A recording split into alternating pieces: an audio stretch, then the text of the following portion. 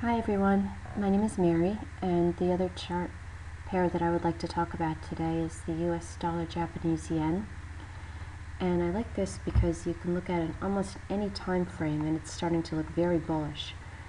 On the monthly chart pattern, we've got this long-term downward trend line, and it looks like it's about to break out above it, which would be a bullish break. And you could see if you zoom into the weekly, it looks like as if it's got a little further to go, just about to make a break here. And on the daily chart pattern, you can see that we've got this major pivot point here. This is a very long-legged doji. We've got a major pivot point, and it looks like we might have a little bit of a cup and handle forming here, the nice round bottom right around here. And then if you look at some of the other chart patterns to use as many indicators as possible, we have a cross here in the adaptive RSI. When the 8-day period moves over the 23-day period, that historically that's a very good bullish pattern.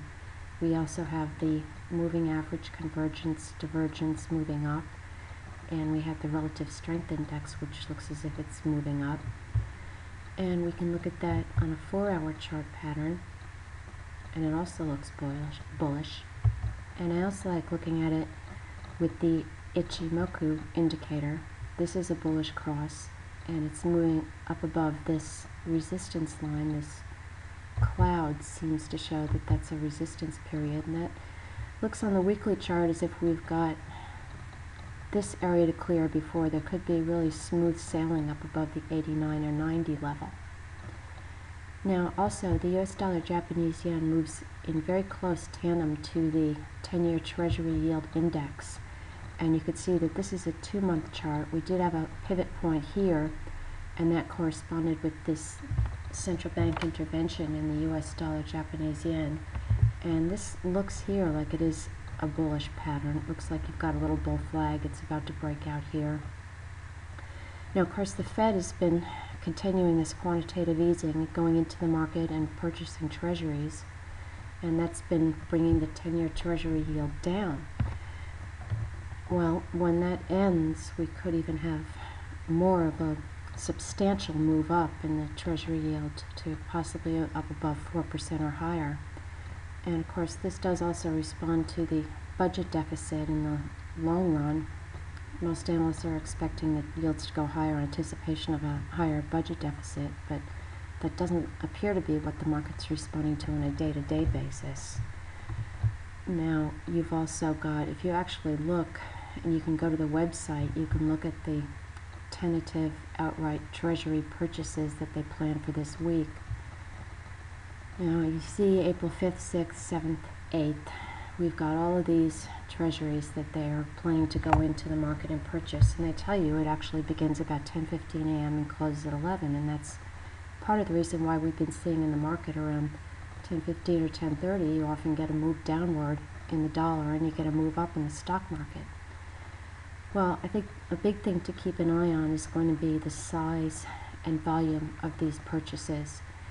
Are they going to start to cut down just a little bit? Are they going to keep the same level and the same weekly and monthly daily purchases until the end of June when the program is going to end? Are they going to maybe gradually ease off as the economic indicators start to point to more momentum in the U.S. economy? That's a question that they haven't really answered. Maybe they haven't even decided themselves yet, but it's certainly something to keep an eye on.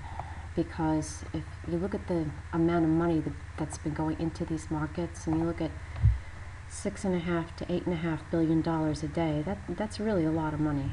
Now, if they were to do that for a couple more months and then just stop all of a sudden, it could really shock the markets.